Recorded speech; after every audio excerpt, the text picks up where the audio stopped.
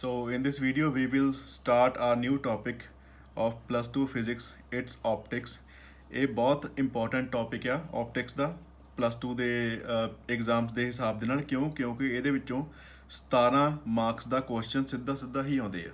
ਠੀਕ ਹੈ, ਛੋਟੇ ਕੁਐਸਚਨ ਵੱਡੇ ਕੁਐਸਚਨ ਸਾਰੇ ਮਿਲਾ ਕੇ 17 ਨੰਬਰ ਦੇ ਤੁਹਾਨੂੰ ਹਮੇਸ਼ਾ ਤੋਂ ਹੀ ਆਉਂਦੇ ਆ। ਠੀਕ ਹੈ, ਐਗਜ਼ਾਮ ਦੇ ਵਿੱਚ। ਸੋ ਇਹਦਾ ਅਸੀਂ ਪਾਰਟ ਪਹਿਲਾਂ ਕਰਦੇ ਹਾਂ। ਪਹਿਲਾ ਚੈਪਟਰ ਹੈਗਾ ਤੁਹਾਡਾ ਰਿਫਲੈਕਸ਼ਨ ਆਫ ਲਾਈਟ ਦਾ। ਠੀਕ ਹੈ ਜੀ। ਸੋ ਰਿਫਲੈਕਸ਼ਨ ਆਫ ਲਾਈਟ ਦੇ ਵਿੱਚ ਦੇਖਦੇ ਹਾਂ, ਪੂਰੀ ਡਿਟੇਲ ਵਿੱਚ ਸਟੱਡੀ ਕਰਦੇ ਹਾਂ ਪੂਰੇ ਚੈਪਟਰ ਦੀ ਇਹਦੀ। ਸੋ ਇਹਦੇ ਵਿੱਚ ਦੇਖਦੇ ਹਾਂ ਕੀ ਹੁੰਦੀ ਆ। ਹੁਣ ਸਭ ਤੋਂ ਪਹਿਲਾਂ ਸਾਡਾ ਫਰਸਟ ਪੁਆਇੰਟ ਆਉਂਦਾ ਰਿਫਲੈਕਸ਼ਨ।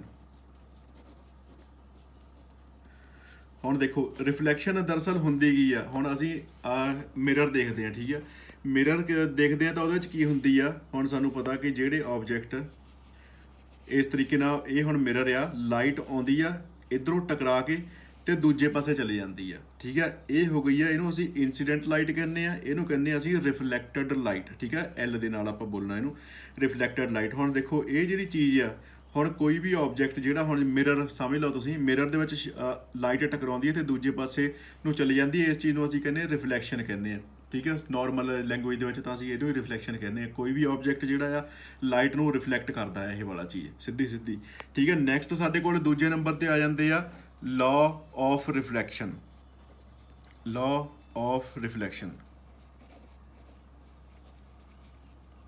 ਹਾਂਜੀ, law of reflection ਦੇ ਵਿੱਚ ਦੇਖੋ ਦੋ ਤਰ੍ਹਾਂ ਦੇ ਸਾਡੇ ਕੋਲ laws ਹੁੰਦੇ ਆ। ਸੋ ਇਹ 'ਚ ਮਾੜਾ ਜਿਹਾ ਧਿਆਨ ਰੱਖਣ ਦੀ ਕਿਹੜੀ ਗੱਲ ਆ ਕਿ ਸਾਡੇ ਕੋਲ ਹੁਣ ਇਹ ਇੱਕ ਆਬਜੈਕਟ ਪਿਆ ਹੈ, ਮੰਨ ਲਓ ਇਹ ਮਿਰਰ ਹੀ ਆ। ਠੀਕ ਹੈ, ਜਾਂ ਕੋਈ ਵੀ ਰਿਫਲੈਕਟਿੰਗ ਆਬਜੈਕਟ ਪਿਆ ਤੇ ਇਹ ਪਾਣੀ ਵੀ ਹੋ ਸਕਦਾ ਆ। ਸੋ ਇਹਦੇ 'ਚ ਕੀ ਗੱਲ ਆ ਕਿ ਜਦੋਂ ਹੁਣ ਇਨਸੀਡੈਂਟ ਲਾਈਟ ਆਉਂਦੀ ਆ, ਇੰਸੀਡੈਂਟ ਲਾਈਟ ਆਈ ਆ, ਸਰਫੇਸ ਦੇ ਨਾਲ ਟਕਰਾਉਂਦੀ ਆ ਤੇ ਵਾਪਸ ਚਲੀ ਜਾਂਦੀ ਆ, ਮੁੜ ਜਾਂਦੀ ਆ। ਇਸੇ ਤਰੀਕੇ ਨਾਲ ਹੁੰਦਾ ਜਨਰਲੀ। ਇਸ ਚੀਜ਼ ਨੂੰ ਅਸੀਂ ਕਹਿੰਦੇ ਆ ਇੰਸੀਡੈਂਟ ਲਾਈਟ, ਇੱਥੇ ਆਈ ਪਾ ਦਿੰਦੇ ਆ। ਇਹ ਜਿੱਧਰ ਨੂੰ ਵਾਪਸ ਗਈ ਆ ਇਹ ਹੋ ਗਈ ਆ ਰਿਫਲੈਕਟ ਹੋ ਗਈ ਆ, ਤੇ ਆਹ ਸਾਡਾ ਹੋ ਗਿਆ ਸਰਫੇਸ। ਇਹ ਸਾਡਾ ਹੋ ਗਿਆ ਸਰਫੇਸ। ਠੀਕ ਹੈ ਜੀ। ਸੋ ਹੁਣ ਦੇਖੋ ਅਸੀਂ ਕੀ ਕਰਨਾ ਕਿ ਇੱਕ ਪਰਪੈਂਡੀਕੂਲਰ ਡਰਾ ਕਰ ਲੈਣਾ ਸੀ ਇੱਥੇ। ਇਹ ਹੋਗਾ ਪਰਪੈਂਡੀਕੂਲਰ, ਇਸ ਸਰਫੇਸ ਦੇ ਅਲੋਂਗ ਇੱਕ ਪਰਪੈਂਡੀਕੂਲਰ ਡਰਾ ਕਰ ਲਿਆ। ਇਹਨੂੰ ਅਸੀਂ ਕਹਿੰਦੇ ਨਾਰਮਲ ਨੂੰ ਐਨ ਦੇ ਨਾਲ ਡਿਨੋਟ ਕਰਦੇ ਹਾਂ। ਠੀਕ ਹੈ, ਹੁਣ ਦੇਖੋ ਫਰਸਟ ਲਾ ਇਹਦੇ ਵਿੱਚ ਕੀ ਕਹਿੰਦਾ ਆ। ਹੁਣ ਫਰਸਟ ਲਾ ਕੀ ਕਹਿੰਦਾ ਆ ਕਿ ਨੰਬਰ 1 ਦੇ ਉੱਤੇ ਜਿਹੜੀ ਇਨਸੀਡੈਂਟ ਲਾਈਟ ਆ ਆਈ, incident light, reflected light R and normal, ਇਹ ਸਾਰੇ ਕੀ ਆ, ਸੇਮ ਪਲੇਨ ਦੇ ਉੱਤੇ ਲਾਈ ਕਰਦੇ ਆ। ਦਾ ਇਨਸੀਡੈਂਟ ਰੇ, the normal at the point of incident and the reflected ray all lies in the same plane।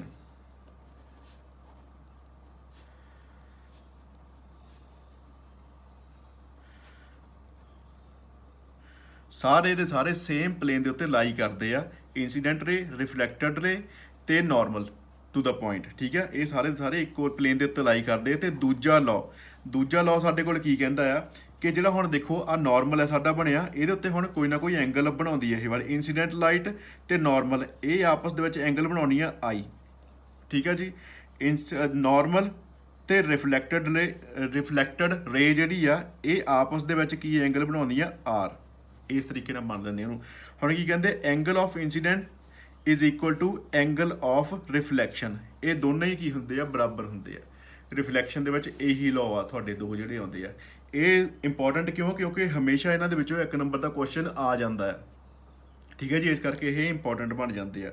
ਹੁਣ ਨੈਕਸਟ ਦੇਖੋ, ਨੈਕਸਟ ਸਾਡੇ ਕੋਲ ਜਿਹੜੀ ਆ ਥਰਡ ਪੁਆਇੰਟ ਸਾਡਾ ਆ ਜਾਂਦਾ ਆ। ਥਰਡ ਪੁਆਇੰਟ ਹੈਗਾ, ਹੁਣ ਥਰਡ ਪੁਆਇੰਟ ਦੇਖਣ ਤੋਂ ਪਹਿਲਾਂ ਸਾਡਾ channel wisdom education point RDC ਜਿਹੜਾ, ਇਹਨੂੰ ਸਬਸਕ੍ਰਾਈਬ ਕਰੋ ਤੇ ਵੀਡੀਓ ਨੂੰ ਲਾਈਕ ਕਰੋ ਤਾਂ ਕਿ ਤੁਹਾਨੂੰ ਹੋਰ ਇਸ ਤਰੀਕੇ ਦੀਆਂ ਵੀਡੀਓਜ਼ ਜਿਹੜੀਆਂ ਅਸੀਂ ਰੈਗੂਲਰਲੀ ਅਪਡੇਟ ਕਰ ਸਕੀਏ। ਠੀਕ ਹੈ, ਹੁਣ ਥਰਡ ਪੁਆਇੰਟ ਦੇ ਵਿੱਚ ਕੀ ਆਉਂਦੀ ਹੈ ਜੀ ਸਾਡੀ, ਇਹਦੇ ਵਿੱਚ ਆਉਂਦੀ ਹੈ regular and diffused reflection. Regular and diffused reflection. ਹੁਣ ਦੇਖੋ ਰੈਗੂਲਰ ਤੇ ਡਿਫਿਊਜ਼ਡ ਰਿਫਲੈਕਸ਼ਨ ਦੇ ਵਿੱਚ ਡਿਫਰੈਂਸ ਕੀ ਆ। ਹੁਣ ਇਹ ਇੱਕ ਸਮੂਥ ਸਰਫੇਸ ਆ, ਇੱਕ ਬਿਲਕੁਲ ਸਮੂਥ ਸਰਫੇਸ ਆ, ਬਿਲਕੁਲ ਇਹਦੇ ਉੱਤੇ ਗਰੂਵਜ਼ ਬਣੀਆਂ ਨਹੀਂ ਹੋਈਆਂ। ਠੀਕ ਹੈ, ਇਹਦੇ ਉੱਤੇ ਹੁਣ ਕੀ ਹੁੰਦੀ ਆ, ਲਾਈਟ ਆਉਂਦੀ ਆ, ਟਕਰਾਉਂਦੀ ਆ ਤੇ ਵਾਪਸ ਚਲੀ ਜਾਂਦੀ ਆ ਇਸ ਤਰੀਕੇ ਦੇ ਨਾਲ। ਹੁਣ ਕਾਫੀ ਸਾਰੀ ਲਾਈਟ ਆਉਂਦੀ ਆ, ਇੱਧਰੋਂ ਵੀ ਲਾਈਟ ਆਉਂਦੀ ਆ ਤੇ ਇੱਧਰੋਂ ਵੀ ਲਾਈਟ ਆਉਂਦੀ ਆ, ਸਾਰੀ ਲਾਈਟ ਹੀ ਆ ਰਹੀ ਆ, ਇਨਸੀਡੈਂਟ ਹੋ ਰਹੀ ਆ ਇਸ ਸਰਫੇਸ ਦੇ ਉੱਤੇ। ਜਿਹੜੇ ਐਂਗਲ ਦੇ ਉੱਤੇ ਟਕਰਾ ਰਹੀ ਆ ਉਸੇ ਐਂਗਲ ਦੇ ਉੱਤੇ ਵਾਪਸ ਜਾ ਰਹੀ ਹੈ, ਜਿਹੜੇ ਐਂਗਲ ਦੇ ਉੱਤੇ ਟਕਰਾਉਂਦੀ ਹੈ ਉਸੇ ਦੇ ਉੱਤੇ ਵਾਪਸ ਜਾ ਰਹੀ ਹੈ। ਇਸ ਤਰੀਕੇ ਦੇ ਡਿਫਿਊਜ਼ਨ, ਇਸ ਤਰੀਕੇ ਦੀ ਜਿਹੜੀ ਆ ਰਿਫਲੈਕਸ਼ਨ ਨੂੰ ਅਸੀਂ ਕਹਿੰਦੇ ਹਾਂ ਰੈਗੂਲਰ ਰਿਫਲੈਕਸ਼ਨ। ਠੀਕ ਹੈ, ਹੁਣ ਡਿਫਿਊਜ਼ਡ ਦੇਖ ਲੈਂਦੇ ਆ। ਡਿਫਿਊਜ਼ਡ ਦੇ ਵਿੱਚ ਸਾਡੇ ਕੋਲ ਕੀ ਆਉਂਦੀ ਆ, ਇੱਕ ਸਰਫੇਸ ਜਿਹੜਾ ਹੈ ਨਾ ਉਹ ਇਸ ਤਰੀਕੇ ਦਾ ਉਬੜ ਖਾਬੜ ਸਰਫੇਸ ਆ। ਹੁਣ ਦੇਖੋ ਜਦੋਂ ਇਹਦੇ ਉੱਤੇ ਲਾਈਟ ਟਕਰਾਉਣੀ ਆ, ਇਹ ਹੈਗੀ ਡਿਫਿਊਜ਼ਡ। ਜਦੋਂ ਇਹਦੇ ਤੇ ਲਾਈਟ ਟਕਰਾਉਣੀ ਆ ਤਾਂ ਇਹ ਅਲੱਗ ਐਂਗਲ ਦੇ ਉੱਤੇ ਹੀ ਵਾਪਸ ਜਾਣੀ ਹੈ ਇਸ ਤਰੀਕੇ ਦੇ ਨਾਲ। ਇੱਥੇ ਟਕਰਾਈ ਆ ਤਾਂ ਇਹ ਹੋਰ ਕਿਸੇ ਐਂਗਲ ਦੇ ਉੱਤੇ ਮੁੜ ਗਈ, ਇੱਥੇ ਟਕਰਾਈ ਆ ਤਾਂ ਇਹ ਹੋਰ ਅਲੱਗ ਐਂਗਲ ਦੇ ਉੱਤੇ। ਹੁਣ ਦੇਖੋ ਐਂਗਲ ਜਿਹੜੇ ਆ ਅਲੱਗ-ਅਲੱਗ ਆ ਸਾਰਿਆਂ ਦੇ ਉੱਤੇ। ਇਸ ਤਰੀਕੇ ਦੀ ਜਿਹੜੀ ਆ ਰਿਫਲੈਕਸ਼ਨ ਨੂੰ ਅਸੀਂ ਕਵਾਂਗੇ ਡਿਫਿਊਜ਼ਡ ਰਿਫਲੈਕਸ਼ਨ ਕਵਾਂਗੇ, ਕਿਉਂਕਿ ਇਹ ਸਮੂਥ ਨਹੀਂ ਹੁੰਦੀ। ਇਹ ਪਹਿਲਾਂ ਸਮੂਥ ਸੀਗੀ, ਹੁਣ ਜਿਹੜੀ ਆ ਇਹ ਅਲੱਗ ਤਰੀਕੇ ਦੇ ਨਾਲ ਮੂਵ ਹੋ ਰਹੀ ਆ। ਬਹੁਤ ਡਿਫਰੈਂਟ ਐਂਗਲ ਦੇ ਉੱਤੇ ਲਾਈਟ ਜਿਹੜੀ ਆ ਉਹ ਬੈਂਡ ਹੋ ਰਹੀ ਆ, ਬਿਲਕੁਲ ਰੈਗੂਲਰਿਟੀ ਹੈ ਨਹੀਂ, ਇਸ ਕਰਕੇ ਡਿਫਿਊਜ਼ਡ ਹੁੰਦੀ ਆ। ਹੁਣ ਦੇਖੋ ਡਿਫਿਊਜ਼ਡ ਰਿਫਲੈਕਸ਼ਨ ਜਿਹੜੀ ਕਿੱਥੇ ਯੂਜ਼ ਹੁੰਦੀ ਆ, ਜਿਹੜੇ ਸਾਡੇ ਬਾਥਰੂਮ ਦੇ ਡੋਰਸ ਦੇ ਮਿਰਰ ਹੁੰਦੇ ਆ ਨਾ, ਉੱਥੇ ਯੂਜ਼ ਹੁੰਦੀ ਆ ਇਹ ਵਾਲੀ। ਉੱਥੇ ਇਸ ਤਰੀਕੇ ਦੇ ਆਬਜੈਕਟ ਯੂਜ਼ ਹੁੰਦੇ ਆ ਜਿਹੜੇ ਡਿਫਿਊਜ਼ਡ ਰਿਫਲੈਕਸ਼ਨ ਕਰਦੇ ਆ, ਤਾਂ ਕਿ ਲਾਈਟ ਜਿਹੜੀ ਆ ਅੰਦਰ ਬੇਸ਼ੱਕ ਆ ਸਕੇ, ਲਾਈਟ ਨੂੰ ਅੰਦਰ ਨੂੰ ਟਰਾਂਸਮਿਟ ਤਾਂ ਕਰਦੇ ਆ, ਬਟ ਕੀ ਕਰਦੇ ਆ ਇਹ ਅੰਦਰ ਜਿਹੜਾ ਹੈਗਾ ਆ ਕੋਈ ਬਹੁਤ ਸਾਫ਼ ਨਹੀਂ ਦਿਖਾਈ ਦਿੰਦਾ ਹੈਗਾ। ਇਸ ਤਰੀਕੇ ਦੇ ਜਿਹੜੇ ਆਬਜੈਕਟ ਆ ਡਿਫਿਊਜ਼ਡ ਰਿਫਲੈਕਸ਼ਨ ਕਰਦੇ ਆ। ਠੀਕ ਹੈ, ਸੋ ਨੈਕਸਟ ਸਾਡਾ ਆ ਜਾਂਦਾ ਹੈ characteristics of the image formed by a plane mirror. ਹੁਣ ਸਾਡੇ ਕੋਲ ਪਲੇਨ ਮਿਰਰ ਆ ਜਾਂਦੇ ਆ।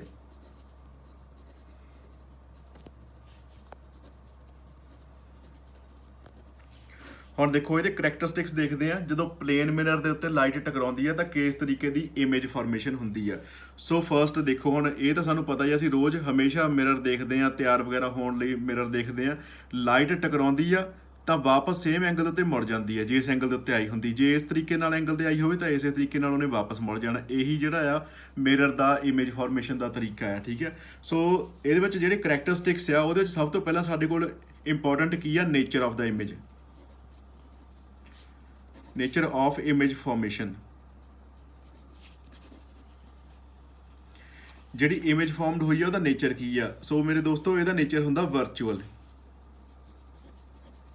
ਵਰਚੁਅਲ ਨੇਚਰ ਦੀ ਇਮੇਜ ਫਾਰਮਡ ਹੁੰਦੀ ਹੈ ਇਸ ਜਗ੍ਹਾ ਦੇ ਉੱਤੇ। ਸੋ ਨੈਕਸਟ ਦੇਖਦੇ ਹਾਂ ਸਾਈਜ਼ ਕੀ ਹੁੰਦਾ ਇਮੇਜ ਦਾ। Size of the image formed, size of the image formed is equal to ਹੁੰਦਾ ਸਾਈਜ਼ ਆਫ ਦਾ ਆਬਜੈਕਟ। ਜਿੰਨਾ ਆਬਜੈਕਟ ਦਾ ਸਾਈਜ਼ ਆ ਉਨਾ ਹੀ ਇਮੇਜ ਦਾ ਵੀ ਸਾਈਜ਼ ਹੋਣਾ। ਠੀਕ ਹੈ, ਸੋ ਨੈਕਸਟ ਕੀ ਹੋਣੀ ਆ, ਇਹਦੇ ਵਿੱਚ ਇਮੇਜ ਹਮੇਸ਼ਾ ਇਰੈਕਟ ਹੁੰਦੀ ਆ। ਠੀਕ ਹੈ, ਇਹਦੇ ਵਿੱਚ ਇਮੇਜ ਜਿਹੜੀ ਫਾਰਮੇਸ਼ਨ ਹੁੰਦੀ ਆ ਉਹ ਹਮੇਸ਼ਾ ਇਰੈਕਟ ਹੀ ਹੁੰਦੀ ਆ। ਇਮੇਜ ਇਜ਼ ਐਜ਼ ਨੰਬਰ 4 ਜਿਹੜਾ ਆ ਉਹ ਕੀ ਆ, ਇਮੇਜ ਕਿੰਨੇ ਡਿਸਟੈਂਸ ਤੇ ਬਣਦੀ ਆ। ਸੋ ਇਹਦੇ ਵਿੱਚ ਕੀ ਕਹਿਣਾ, image is as behind the mirror as the object is in front of it.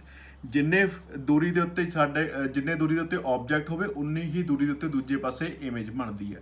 ਇਸ ਤਰੀਕੇ ਦੇ ਨਾਲ ਜਿਹੜੀ ਆ ਇਮੇਜ ਸਾਡੇ ਕੋਲ ਫਾਰਮੇਸ਼ਨ ਹੁੰਦੀ ਆ, ਕਰੈਕਟਰਿਸਟਿਕਸ ਹੁੰਦੇ ਆ ਇਹਦੇ ਜਿਹੜੇ ਆ ਮਿਰਰ ਦੇ ਜਿਹੜੇ। ਠੀਕ ਹੈ, ਨੈਕਸਟ ਇਹਦੇ ਵਿੱਚ ਅਸੀਂ ਦੇਖਦੇ ਆ ਫੋਰਥ ਸਾਡੇ ਕੋਲ ਨੈਕਸਟ ਪੁਆਇੰਟ ਆਉਂਦਾ ਆ ਕਿ ਸਾਡੇ ਸਫੈਰੀਕਲ ਮਿਰਰਸ ਕਿੰਨੇ ਤਰ੍ਹਾਂ ਦੇ ਹੁੰਦੇ ਆ। ਇਹ ਹੋ ਗਿਆ ਸਾਡਾ ਪਲੇਨ ਮਿਰਰ। ਠੀਕ ਹੈ, 3 ਤਰ੍ਹਾਂ ਦੇ ਜਨਰਲੀ ਮਿਰਰ ਹੁੰਦੇ ਆ। ਇੱਕ ਤਾਂ ਪਲੇਨ ਮਿਰਰ ਹੋ ਗਿਆ, ਦੂਜੇ ਸਫੈਰੀਕਲ ਮਿਰਰਸ ਹੋ ਗਿਆ। ਸਫੈਰੀਕਲ ਮਿਰਰ ਦੇ ਵਿੱਚ ਕਿਹੜੇ ਆਉਂਦੇ ਆ, ਕਨਕੇਵ ਤੇ ਕਨਵੈਕਸ ਆਉਂਦੇ। ਹੁਣ ਉਹਨਾਂ ਦੀ ਕਰੈਕਟਰਿਸਟਿਕਸ ਦੇਖਦੇ ਆ।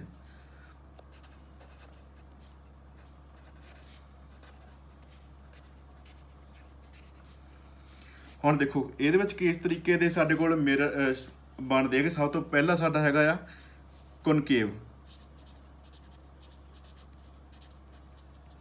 ਹੁਣ ਕਨਕੇਵ ਮਿਰਰ ਦੀਆਂ ਅਸੀਂ ਦੇਖਦੇ ਹਾਂ ਵੀ ਕਿੱਦਾਂ ਦੀ ਉਹਦੀ ਡਾਇਗਰਾਮ ਹੁੰਦੀ ਹੈ ਤੇ ਕਿਸ ਤਰੀਕੇ ਦੀਆਂ ਉਹਦੀਆਂ ਪ੍ਰੋਪਰਟੀ ਹੁੰਦੀ ਹੈ। ਠੀਕ ਹੈ, ਕਨਕੇਵ ਸਫੈਰੀਕਲ ਮਿਰਰ ਦੇ ਵਿੱਚ ਇਸ ਤਰੀਕੇ ਦਾ ਇੱਕ ਮਿਰਰ ਸਾਡੇ ਕੋਲ ਬਣਦਾ ਹੈ।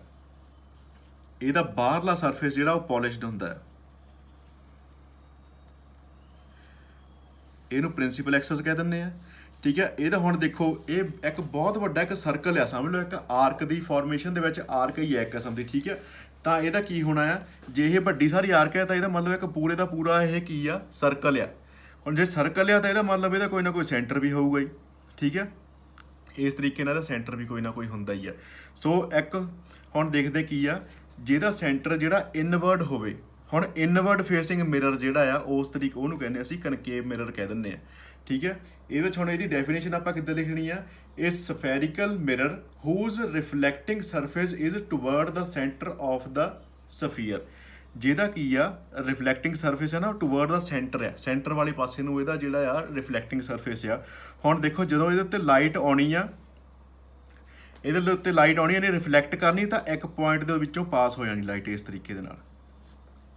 ਹੁਣ ਜਦੋਂ ਇਧਰੋਂ ਲਾਈਟ ਆਉਂਦੀ ਆ ਤਾਂ ਫੇਰ ਵੀ ਇਸ ਪੁਆਇੰਟ ਦੇ ਵਿੱਚੋਂ ਪਾਸ ਹੋ ਜਾਂਦੀ ਹੈ ਇਸ ਤਰੀਕੇ ਨਾਲ, ਲਾਈਟ ਪਾਸ ਹੋ ਜਾਂਦੀ। ਆ ਹੈਗੀ ਇਨਸੀਡੈਂਟ ਰੇ, ਆ ਹੈਗੀ ਹੈ ਰਿਫਲੈਕਸ਼ਨ ਜਿਹੜੀ ਹੋਈ ਹੋਈ ਆ, ਠੀਕ ਹੈ। ਜਿਹੜੇ ਮਰਜ਼ੀ ਐਂਗਲ ਦੇ ਉੱਤੇ ਲਾਈਟ ਆਵੇ ਇਸ ਦੇ ਵਿੱਚੋਂ ਹੀ ਪਾਸ ਹੁੰਦੀ ਹੈ ਇੱਥੋਂ।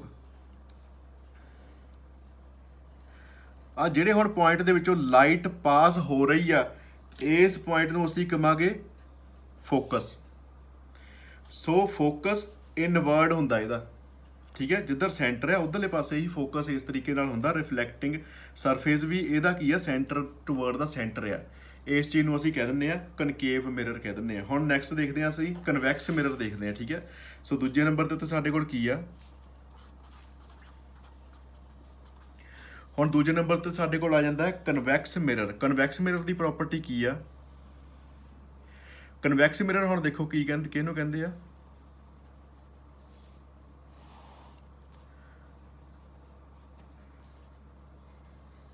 ਹਾਂਜੀ ਇਹਦੇ ਵਿੱਚ ਸੀਗਾ the spherical mirror whose reflecting surface is outside the center, ठीक है।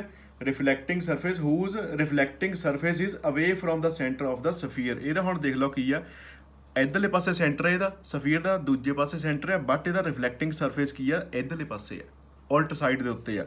ਹੁਣ ਦੇਖੋ ਜਦੋਂ ਇਹਦੇ ਤੇ ਲਾਈਟ ਟਕਰਾਉਣੀ ਆ ਕੇ ਤਾਂ ਇਹਨੇ ਕੀ ਕਰਨਾ ਬਾਹਰਲੇ ਪਾਸੇ ਨੂੰ ਭੇਜ ਦੇਣੀ ਹੈ ਇਸ ਤਰੀਕੇ ਦੇ ਨਾਲ। ਜਦੋਂ ਇਹ 'ਤੇ ਲਾਈਟ ਟਕਰਾਉਂਦੀ ਹੈ ਤਾਂ ਦੂਜੇ ਪਾਸੇ ਨੂੰ ਜਾ ਕੇ ਇਹ ਟਰਾਂਸਮਿਟ ਕਰਦਾ। ਸੋ ਇਸ ਤਰੀਕੇ ਜਿਹੜਾ ਕਨਕੇਵ ਮਿਰਰ ਹੁੰਦਾ ਹੈ ਇਹਨੂੰ ਅਸੀਂ ਕਹਿੰਦੇ ਕਨਵਰਜਿੰਗ ਮਿਰਰ,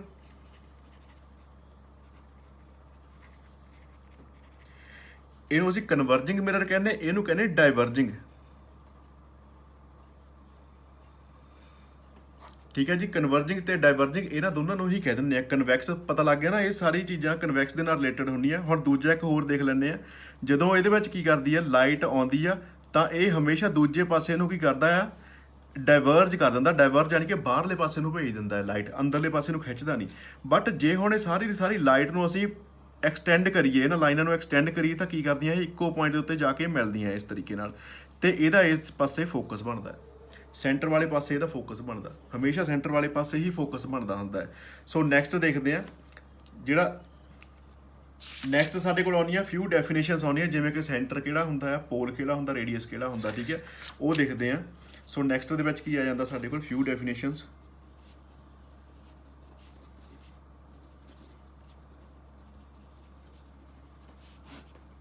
ਸੋ ਇਹਦੇ ਵਿੱਚ ਸਭ ਤੋਂ ਪਹਿਲਾਂ ਤਾਂ ਕੀ ਕਰੀਏ, ਇੱਕ ਮਿਰਰ ਡਰਾ ਕਰ ਲਈਏ। ਇਹ ਹੈਗਾ ਮੈਂ ਕਨਕੇਵ ਮਿਰਰ ਬਣਾਉਣ ਲੱਗਾ ਹਾਂ। ਕਨਕੇਵ ਮਿਰਰ ਬਣਾਉਣ ਲੱਗਾ ਹੈ ਤਾਂ ਇਹਦਾ ਹੁਣ ਸੈਂਟਰ ਵੀ ਹੁੰਦਾ ਕੋਈ ਨਾ ਕੋਈ, ਠੀਕ ਹੈ। ਇੱਥੇ ਆਪਾਂ ਸੈਂਟਰ ਮੰਨ ਲੈਂਦੇ ਹਾਂ ਤੇ ਇਹਦੇ ਵਿੱਚੋਂ ਹੁਣ ਕੀ ਕਰਦੀ ਆ, ਇੱਕ ਲਾਈਨ ਪਾਸ ਹੋ ਰਹੀ ਹੈ। ਤੇ ਹੁਣ ਦੇਖੋ ਸੈਂਟਰ ਤੋਂ ਲੈ ਕੇ ਇਸ ਤਰੀਕੇ ਨਾਲ ਲਾਈਨ ਪਾਸ ਹੋ ਰਹੀ ਹੈ। ਸਭ ਤੋਂ ਪਹਿਲਾਂ ਸਾਡੇ ਕੋਲ ਕੀ ਆਉਂਦਾ, centre of curvature. Centre of curvature ਕੀ ਹੁੰਦਾ, ਹੁਣ ਦੇਖੋ ਇਹ ਪਹਿਲਾਂ ਮੈਂ ਤੁਹਾਨੂੰ ਦੱਸਿਆ ਕਿ ਬਹੁਤ ਵੱਡਾ ਇਹ ਕੀ ਹੁੰਦਾ, ਸਰਕਲ ਹੁੰਦਾ ਹੈ। ਸਰਕਲ ਦਾ ਕੋਈ ਨਾ ਕੋਈ ਸੈਂਟਰ ਵੀ ਹੁੰਦਾ ਹੀ ਹੈ, ਇਸ ਆਰਕ ਦਾ ਵੀ ਸੈਂਟਰ ਹੀ ਹੁੰਦਾ, ਇਹ ਚੀਜ਼ ਹੁੰਦੀ ਹੈ, ਇਹਨੂੰ ਕਹਿੰਦੇ ਸੈਂਟਰ ਆਫ ਕਰਵੇਚਰ, ਠੀਕ ਹੈ। ਸੋ ਫਰਸਟ ਸਾਡੇ ਕੋਲ ਕੀ ਆ ਗਿਆ, ਸੈਂਟਰ ਆਫ ਕਰਵੇਚਰ।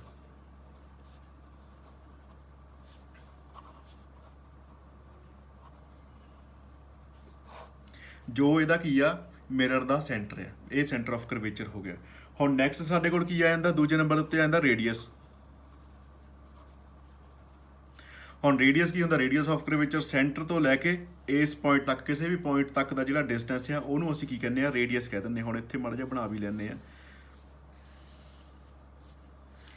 ਇਹ ਕੀ ਹੋਗਾ ਸਾਡਾ, ਇਹ ਹੋਗਾ ਰੇਡੀਅਸ, ਠੀਕ ਹੈ। ਹੁਣ ਇੱਕ ਹੋਰ ਜਿਹੜਾ ਪੁਆਇੰਟ ਆਉਂਦਾ ਸਾਡਾ ਹੁੰਦਾ ਪੋਲ।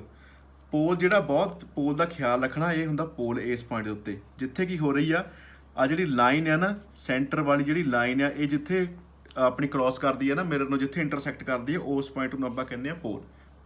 ਜਿਹੜਾ ਐਗਜ਼ੈਕਟ ਹਾਫ ਹੁੰਦਾ ਆ ਮਿਰਰ ਦਾ, ਉਸ ਪੁਆਇੰਟ ਨੂੰ ਅਸੀਂ ਕਹਿੰਦੇ ਆ ਪੋਲ, ਠੀਕ ਹੈ। ਥਰਡ ਨੰਬਰ ਦੇ ਉੱਤੇ ਆ ਜਾਂਦਾ ਸਾਡਾ ਪੋਲ। ਇਹ ਸਾਰੀਆਂ ਟਰਮਸ ਹੈ, ਤੁਸੀਂ ਆਪਣੀ ਬੁੱਕ ਤੋਂ ਵੀ ਦੇਖ ਲੈਣੀ ਤੇ ਉੱਥੋਂ ਡੈਫੀਨੇਸ਼ਨ ਮਾੜੀ ਜਿਹੀ ਪੜ੍ਹ ਲੈਣੀ। ਮੈਂ ਤਾਂ ਤੁਹਾਨੂੰ ਬਸ ਮਾੜੀ ਮਾੜੀ ਦੱਸਦਾ ਹੀ ਆ ਵੀ ਕਿਹੜੀ ਚੀਜ਼ ਕਿੱਥੇ ਪੁਆਇੰਟ ਆਊਟ ਹੁੰਦੀ ਆ, ਠੀਕ ਹੈ। ਤੇ ਇਹਨੂੰ ਵੈਸੇ the centre of the spherical mirror is called its pole, ਉਹੀ ਚੀਜ਼ ਹੈ ਜਿਹੜੀ ਮੈਂ ਤੁਹਾਨੂੰ ਪੰਜਾਬੀ ਦੱਸ ਦਿੱਤੀ, ਸੈਂਟਰ ਹੁੰਦਾ ਸਫੈਰੀਕਲ ਮਿਰਰ ਦਾ, ਠੀਕ ਹੈ। ਸੋ ਹੁਣ ਨੰਬਰ 4 ਦੇ ਉੱਤੇ ਕੀ ਦੇਖਣਾ, ਪ੍ਰਿੰਸੀਪਲ ਐਕਸਸ।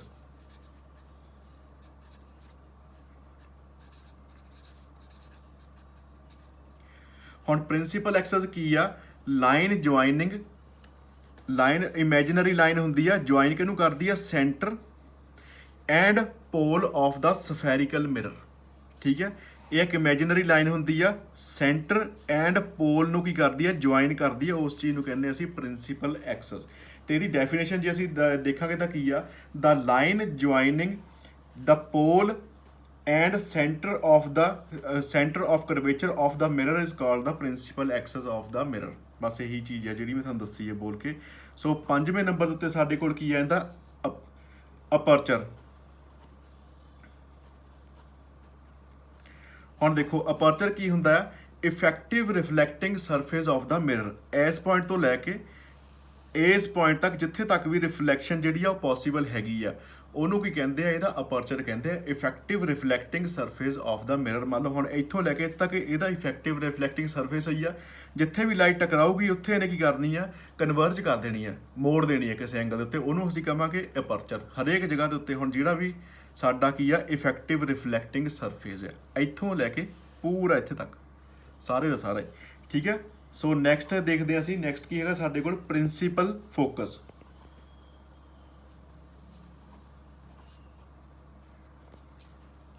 ਹੁਣ ਪ੍ਰਿੰਸੀਪਲ ਫੋਕਸ ਕੀ ਹੁੰਦਾ ਹੈ, ਸੈਂਟਰ ਦਾ ਹਾਫ, ਪੋਲ ਤੋਂ ਲੈ ਕੇ ਸੈਂਟਰ ਤੱਕ ਜਿੰਨੀ ਦੂਰੀ ਆ ਉਹਨੂੰ ਅਸੀਂ ਹਾਫ ਕਰ ਲਵਾਂਗੇ, ਉਹਨੂੰ ਕਹਾਂਗੇ ਪ੍ਰਿੰਸੀਪਲ ਫੋਕਸ। ਹੁਣ ਇਸ ਜਗ੍ਹਾ ਦੇ ਉੱਤੇ ਜਾ ਕੇ ਸਾਰੀ ਦੀ ਸਾਰੀ ਲਾਈਟ ਕਨਵਰਜ ਹੁੰਦੀ ਆ। ਮੰਨ ਲਓ ਲਾਈਟ ਜਿਹੜੀ ਮਰਜ਼ੀ ਜਿੱਥੇ ਮਰਜ਼ੀ ਟਕਰਾਵੇ, ਇੱਥੇ ਹੀ ਉਹਨੇ ਇੰਟਰਸੈਕਟ ਕਰਨਾ ਹੈ, ਚਾਹੇ ਇੱਥੇ ਲਾਈਟ ਟਕਰਾ ਜਾਵੇ ਤਾਂ ਵੀ ਉਹਨੇ ਇੱਥੇ ਹੀ ਇੰਟਰਸੈਕਟ ਕਰਨਾ। ਇਹ ਪੁਆਇੰਟ ਹੁੰਦਾ ਇੱਕ ਮਿਰਰ ਦਾ, ਠੀਕ ਹੈ। ਜਿੱਥੇ ਮਰਜ਼ੀ ਲਾਈਟ ਟਕਰਾਉਂਦੀ, ਚਾਹੇ ਇੱਥੇ ਟਕਰਾਉਂਦੀ ਹੈ, ਫੇਰ ਵੀ ਇਹਨੇ ਜਾ ਕੇ ਇੱਥੇ ਹੀ ਕਨਵਰਜ ਹੋਣਾ ਹੈ। ਆਹ ਪੁਆਇੰਟ ਜਿੱਥੇ ਸਾਰੀ ਦੀ ਸਾਰੀ ਲਾਈਟ ਕਨਵਰਜ ਹੋ ਰਹੀ ਹੈ, ਇਹਨੂੰ ਕਹਾਂਗੇ ਅਸੀਂ ਪ੍ਰਿੰਸੀਪਲ ਫੋਕਸ, ਠੀਕ ਹੈ। ਸੋ ਨੈਕਸਟ ਦੇਖ ਲੈਂਦੇ ਆ, ਨੈਕਸਟ ਹੈਗਾ ਸਾਡੇ ਕੋਲ ਫੋਕਲ ਲੈਂਥ। ਹੁਣ ਫੋਕਲ ਲੈਂਥ ਕਿਹੜੀ ਹੁੰਦੀ ਆ ਸਾਡੇ ਕੋਲ, ਪੋਲ ਤੋਂ ਲੈ ਕੇ ਪ੍ਰਿੰਸੀਪਲ ਫੋਕਸ ਤੱਕ ਦਾ ਜਿਹੜਾ ਡਿਸਟੈਂਸ ਹੈ ਨਾ, ਉਹਨੂੰ ਅਸੀਂ ਫੋਕਲ ਲੈਂਥ ਕਹਿੰਦੇ, ਉਹਨੂੰ ਛੋਟੀ ਐਫ ਦੇ ਨਾਲ ਆਪਾਂ ਡਿਨੋਟ ਕਰ ਦਿੰਦੇ ਹਾਂ। ਬਸ ਆਹ ਸੀਗੀਆਂ ਥੋੜ੍ਹੀਆਂ ਹੀ ਸਾਡੇ ਕੋਲ ਡੈਫੀਨੇਸ਼ਨਸ ਜਿਹੜੀਆਂ ਪ੍ਰਿੰਸੀਪਲ ਫੋਕਸ ਵਗੈਰਾ ਤੱਕ ਦੀਆਂ ਸੀਗੀਆਂ। ਹੁਣ ਅੱਗੇ ਇੱਕ ਹੋਰ ਇੰਪੋਰਟੈਂਟ ਜਿਹੜੀ ਸਾਡੇ ਕੋਲ ਚੀਜ਼ ਆਉਂਦੀ ਆ, ਉਹ ਹੈਗਾ ਆ relation between radius and focus. Radius ਤੇ ਫੋਕਲ ਲੈਂਥ ਜਿਹੜਾ ਇਹਨਾਂ ਦਾ ਰਿਲੇਸ਼ਨ ਕੀ ਆ। ਹੁਣ ਮੇਰੇ ਦੋਸਤੋ ਇਹ ਤੁਹਾਨੂੰ ਆਰਟੀਕਲ ਕਰਨ ਦੀ ਜ਼ਰੂਰਤ ਨਹੀਂ ਹੈਗੀ, ਤੁਹਾਨੂੰ ਸਿਰਫ ਇੱਕ ਛੋਟਾ ਜਿਹਾ ਫਾਰਮੂਲਾ ਸਿੱਖ ਲਓ ਕਿ F = ਰੇਡੀਅਸ ਬਾਈ 2, ਸਿਰਫ ਇੰਨਾ। ਕਿਉਂਕਿ ਹੁਣ ਆਪ ਤੁਸੀਂ ਦੇਖ ਲਓ, ਆਹ ਪੂਰੇ ਦਾ ਪੂਰਾ ਰੇਡੀਅਸ ਆ, ਇੱਥੋਂ ਲੈ ਕੇ ਇਸ ਪੁਆਇੰਟ ਤੱਕ ਹੈਗਾ ਪੂਰਾ ਰੇਡੀਅਸ, ਤੇ ਫੋਕਲ ਲੈਂਥ ਕੀ ਹੁੰਦੀ ਹੈ, ਰੇਡੀਅਸ ਦਾ ਹਾਫ ਹੁੰਦੀ ਹੈ ਬਸ। ਸੋ ਫੋਕਸ = ਕੀ ਹੋਗਾ, ਰੇਡੀਅਸ ਬਾਈ 2, ਇੰਨਾ ਹੋ ਗਿਆ, ਠੀਕ ਹੈ। ਸੋ ਨੈਕਸਟ ਵੀਡੀਓ ਜ਼ਰੂਰ ਦੇਖਿਓ, ਨੈਕਸਟ ਵੀਡੀਓ ਵਿੱਚ ਅਸੀਂ ਕਰਾਂਗੇ ਮਿਰਰ ਫਾਰਮੂਲਾ, ਠੀਕ ਹੈ। So thank you.